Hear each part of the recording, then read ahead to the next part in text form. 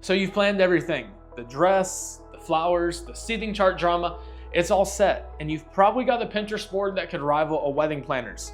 But after filming over 200 weddings, I can tell you there are still a few things that brides forget to do on the big day, and they actually matter. And it's not like a your wedding will be ruined type of way, but it's in a you'll wish someone would have told you this type of way.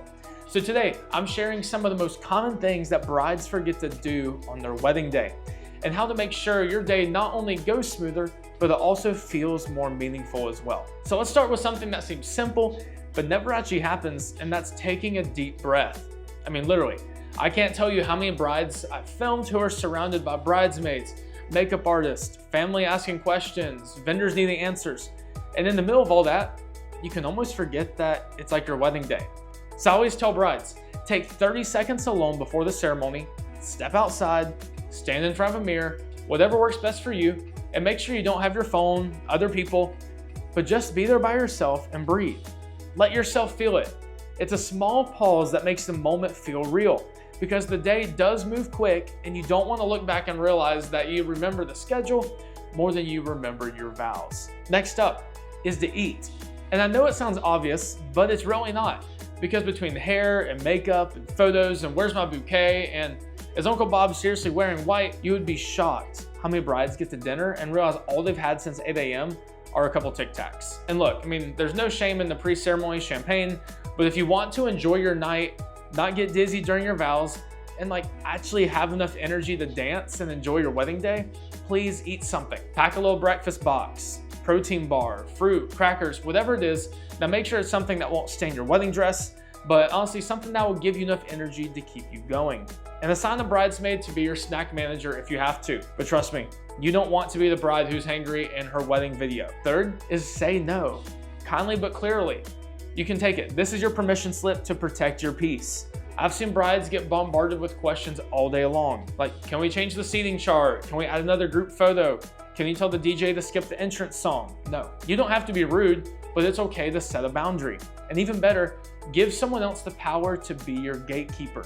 It can be a sister, a friend, a planner, but just someone who could say, hey, I got this. And while you stay in your happy bubble, because when you're relaxed, your joy shows up better on camera.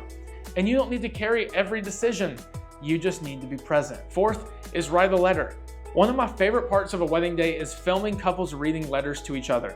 And there's something so raw about hearing someone's voice crack as they read their own words.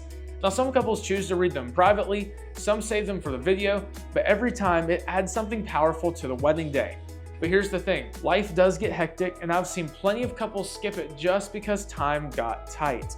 So if you're thinking about doing it, please, I encourage you, write the letter ahead of time, even if it's only a few sentences, and your future self will be so glad that you took the time. Fifth, build in buffer time. I get it, timelines are important, but so is margin. Things will run late, hair takes longer, someone always loses a shoe, and I can't tell you how many wedding mornings I've filmed that turned into a frantic scramble because everything was booked back to back to back to back. And even when you're rushed, it affects everything, your mood, your nerves, your energy. So what am I recommending? Just add 5 to 10 minutes between each key moment. And worst case scenario, you run on time. Best case scenario, you get to breathe, have a snack, and take it all in.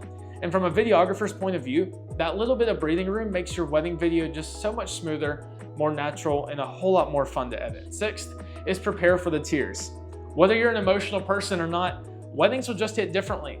The music starts, your mom straightens your veil, someone says, you look just like your grandma, and boom, the floodgates open.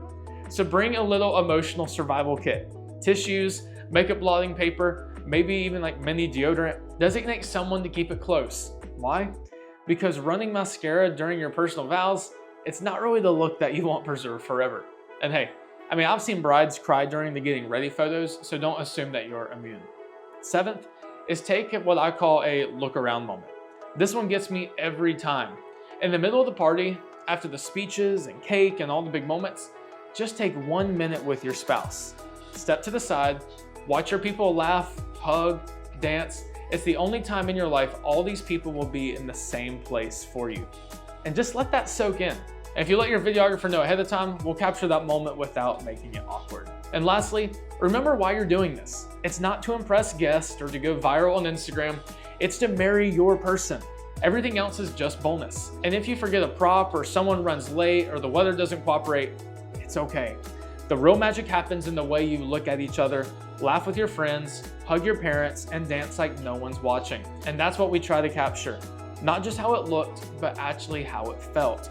At the end of the day, your wedding goes by in a flash, but your video lets you relive it for the rest of your life.